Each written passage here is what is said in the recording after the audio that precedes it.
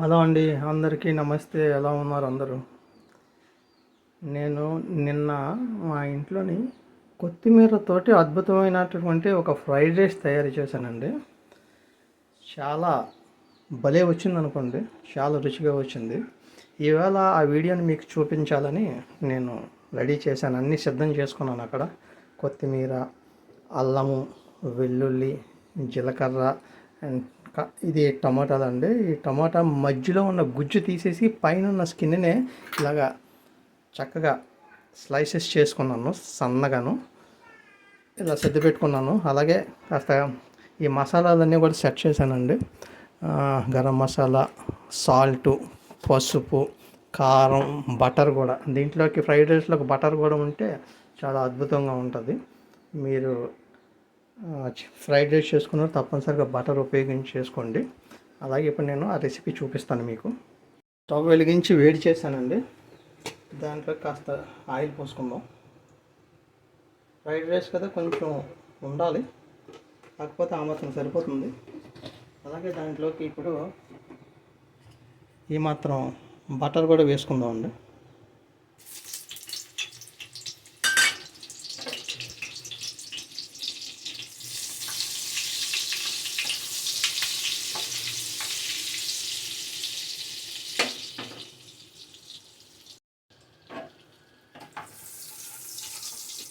Butter కరిగింది. ఇప్పుడు ముందుగా దీంట్లోకి జీలకర్ర వేసుకుందాం.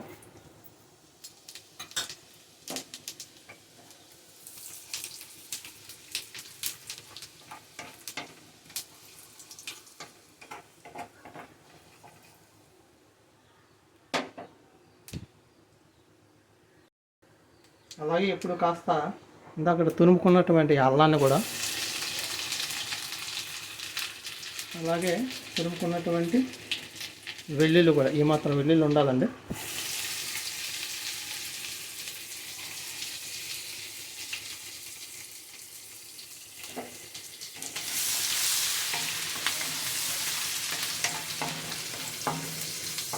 ఇది బాగా ఫ్రై చేయాలి. ఇప్పుడు ఇవి బాగా వేగాయి కదండి. ఇప్పుడు మనం ఏం చేస్తాం అంటే ఒక ఉల్లిపాయ, సన్నగా తగినట్టు ఒక ఉల్లిపాయ వేసుకున్నాము. ఉల్లిపాయ వేయించి బాగా వేయించాలి. ఈ టైంలోనే ఒక చెంచా పంచదార అండి, ఒక మంచి రుచి కోసం.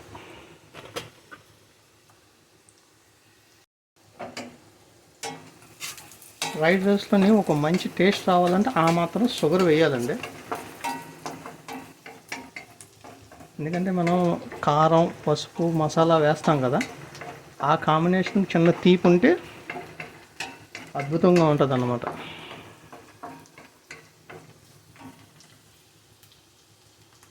ఈ రైస్కి మంచి రుచి రావాలి అంటే ఉల్లిపాయలు చక్కగా వేగాలంటే కాస్త బ్రౌనిష్ వచ్చే వరకు కూడా వేగితే రైస్కి మంచి ఫ్లేవర్ వస్తుంది. ఉల్లిపాయలు చక్కగా వేగాయండి. ఇప్పుడు కొంచెం పసుపు, ఈ మాత్రం పసుపు, అలాగే దాంట్లోకి కాస్త కారం వేసుకుందామండి.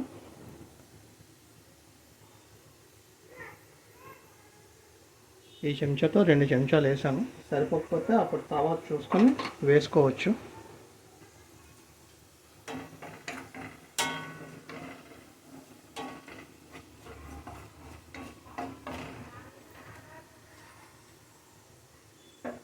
ఈ సమయంలోనే కాస్త గరం మసాలా అండి, ఎక్కువ వేయొద్దు, ఈ మాత్రం సరిపోతుంది.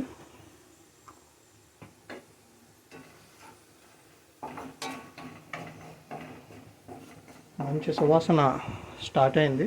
ఇప్పుడు సన్నగా తరిగినటువంటి కొత్తిమీరని ఇందులోనే వేసుకుందామండి.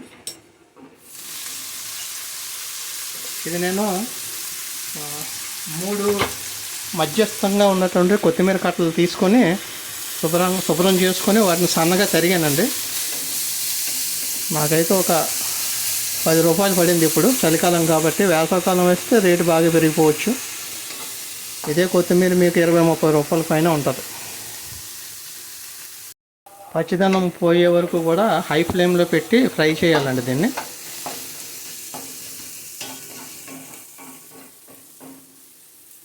కొత్తిమీర బాగా ఫ్రై అయిందండి.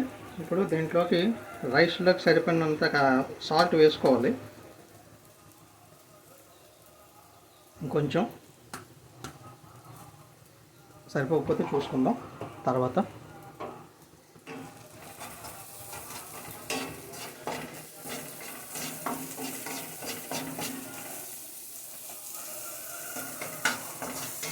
ఇప్పుడు దీంట్లోకి మనం ముందుగానే ఉడికించి సిద్ధం చేసుకున్నటువంటి మనకు సరిపడినంత అన్నం అండి, ఎంత కావాలంటే అంత. ఇది ముగ్గురికి సరిపోవడానికి నేను ఏర్పాటు చేసుకున్నాను. ఈ రైస్ని మనం వేసుకుందాం. ఫ్లేమ్లో ఉంచి ఫ్రై చేయండి.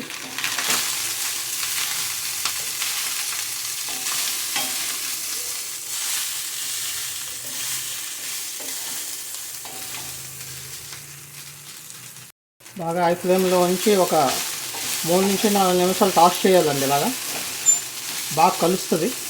రైస్లో ఉన్నటువంటి తేమ కూడా పూర్తిగా ఆరిపోతుంది, పొడిగా తయారవుతుంది.